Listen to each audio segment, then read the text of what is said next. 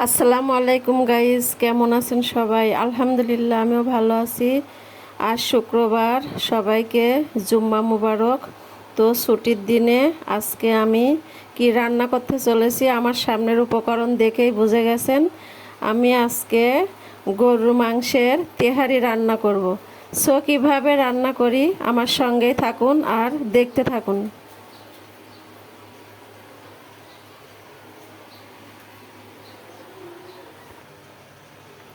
প্রথমে আমি কড়ার মধ্যে এই যে কুচানো পেঁয়াজ দিয়ে দেবো একটু বেশি করে।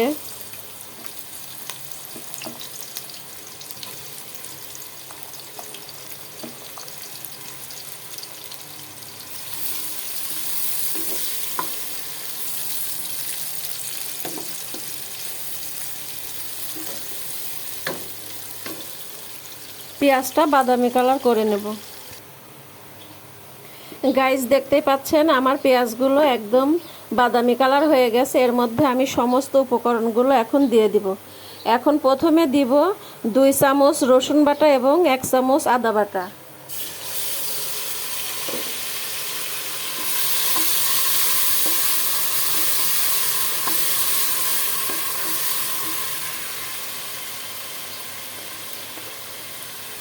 তারপরে দিয়ে দিব 1 চামচ গরম মশলার গুঁড়া, 1 চামচ ধনিয়া গুঁড়া এবং অল্প একটু মরিচ গুঁড়া। আপনারা হয়তো ভাবতে পারেন মরিচ গুঁড়া কেন তেহারিতে। সো আমি দিই, কারণ এখন কোনো মেহমান খাবে না, আমরা বাসার সবাই খাবো, তাই একটু মরিচের গুঁড়া অ্যাড করলাম। আপনারা না দিলে না দিতে পারেন। তারপরে দিয়ে দিব এই যে তেহারি মশলা।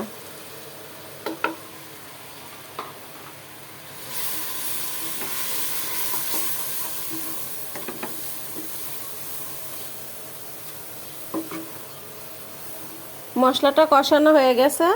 এখন আমি এখানে এই যে গরুর মাংসটা দিয়ে দিব। এই গরুর মাংসটা কোরবানির মাংস ফ্রিজে ছিল, এই জন্য আমি প্রেসার কুকারে 2টা শীষ দিয়ে নিয়েছি। এখন দেখুন মাংসের কালারটা কত সুন্দর হয়েছে।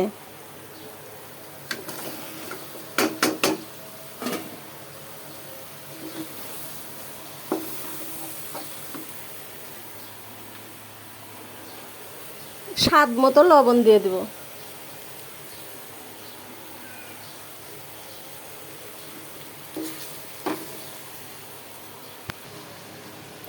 মাংসটা একটু কষিয়ে নিয়েছি, এখন এর মধ্যে আমি টক দইটা দিয়ে দেব।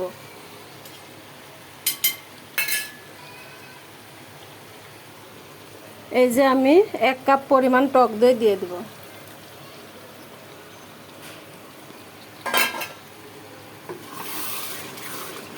গাইজ, এখানে কিন্তু 1.5 কিলো গরুর মাংস আছে, আর এখানে আমি 1 কেজি পোলার চাল, চীনাগুড়া পোলার চাল দিয়েছি।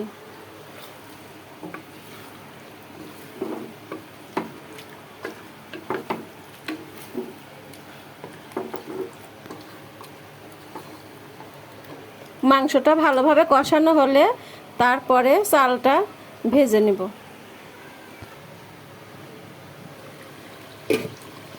এখন আমি এর মধ্যে কিছুটা কাঁচা মরিচ দিয়ে দিব।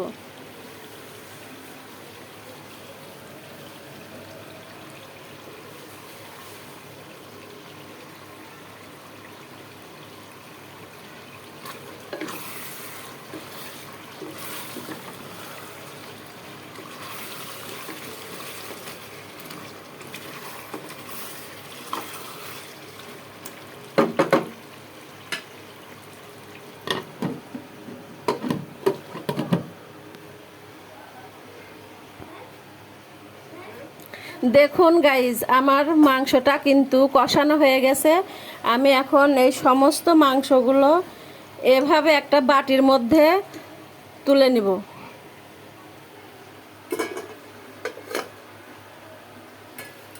তারপরে যে তেলটা থাকবে ওর মধ্যে আমি চালটা সুন্দর করে ভেজে নেব।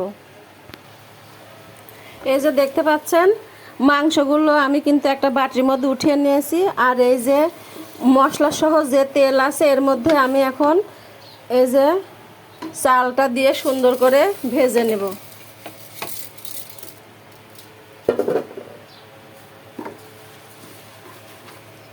এই মশলাযুক্ত এই তেল দিয়ে চালটা ভাজলে কিন্তু আরও সুন্দর হয়, ফ্লেভারটাও সুন্দর আসে, খেতেও মজা লাগে।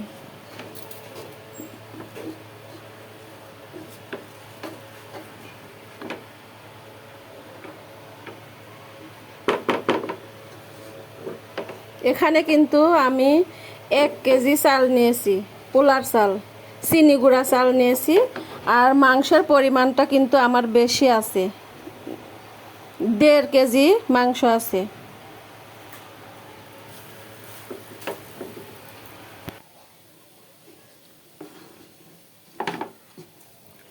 চালটা আমার সুন্দর করে ভাজা হয়ে গেছে। এখন এর মধ্যে আমি একটু লবণ দিয়ে দেব।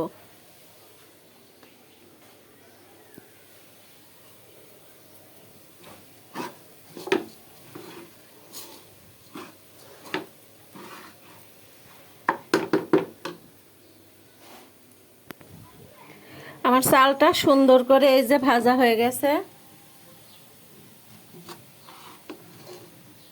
এখন আমি এর মধ্যে গরম পানি দিয়ে দেব।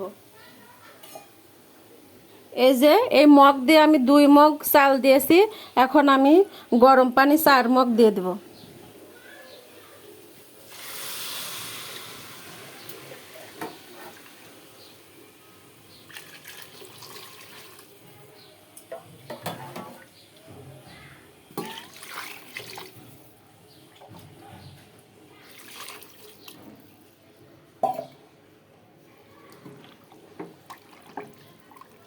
এখন একটা বলক আসলে তারপর এর মধ্যে আমি এই কষানো মাংসটা দিয়ে দেব।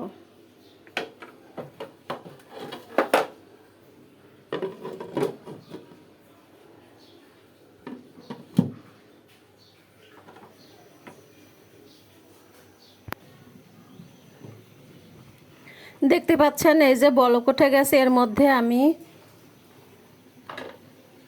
যে ভেজে রাখা আলুটা দিয়ে দেব। কারণ আলুটা শুধু তেল দিয়ে ভেজে রেখেছি, সিদ্ধ হতে সময় লাগবে। অনেকেই হয়তো তেহারির মধ্যে আলু দেন না, কিন্তু আমরা খুব পছন্দ করি, তার জন্য দিলাম।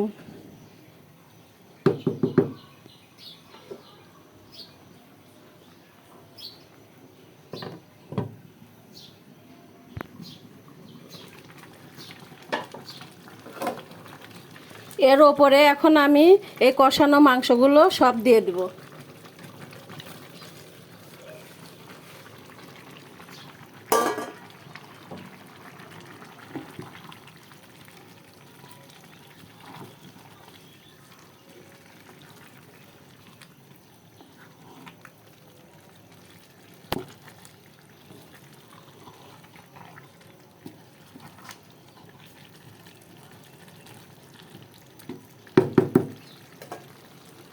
এখন আমি এই যে 1 কাপ পরিমাণে গরুর দুধ দিয়ে দেব।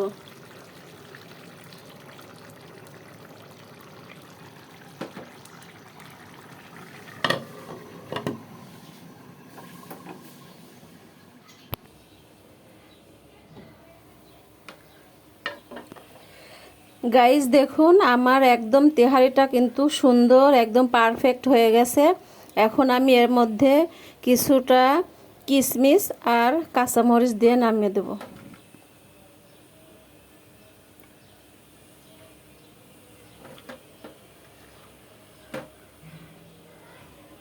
দুইটা কাঁচামরিচ দিয়ে দেব। এই যে একদম সুন্দর ফুটে গেছে আর একদম ঝরঝরা পারফেক্ট হয়েছে। আমার রান্নাটা যদি ভালো লেগে থাকে তাহলে অবশ্যই আমার ভিডিওটা দেখলে সাবস্ক্রাইব করবেন। আজ তাহলে রাখছি, আল্লাহ হাফেজ।